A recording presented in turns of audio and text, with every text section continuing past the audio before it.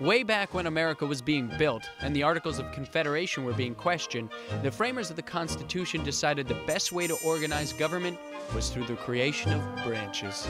The framers thought it would be good for the American people to have one person appointed to represent and speak on behalf of the nation. This person would be called the president, and the president would be the main component of the executive branch. The executive branch executes laws. Thus, it carries out and enforces the laws once Congress has passed them. Get it? Executive, execute, executive, executive. Okay, I thought so. The president is an elected official of the United States government. Not many would argue against the opinion that the president is the most important and prominent figure in the United States government. Well, with that kind of role, how exactly is this president person elected, and what kinds of qualifications should he or she have?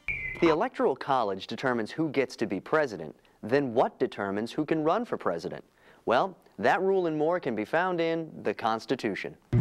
The qualifications for office for the president and vice president include 1.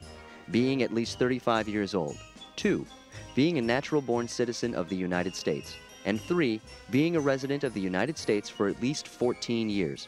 Both men and women can become presidents. However, to this day, no woman has been elected to the position of President of the United States. And then there's the term of office. The term of office was set in the Constitution at 4 years with unlimited eligibility for re-election.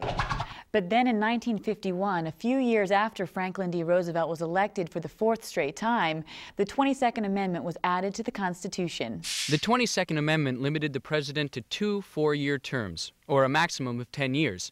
Should a vice president be appointed president due to impeachment or death or some other reason, and then get re-elected for 2 more full terms, he or she may only serve a total of 10 years. Well, it used to be that the Congress voted for who became the president if both the president and the vice president are knocked out of commission.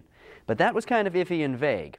Therefore, the Presidential Succession Act of 1947 was passed and made the new rule of thumb. The Presidential Succession Act outlined the order of who would be the next president.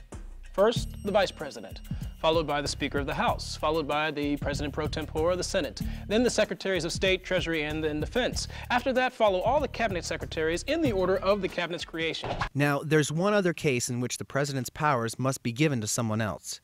If a president becomes incapacitated but continues to hold the office of the president, someone has to make the executive's decisions. This responsibility falls to the vice president, who, based on the contents of the 25th Amendment, must temporarily act as president if the president is incapacitated.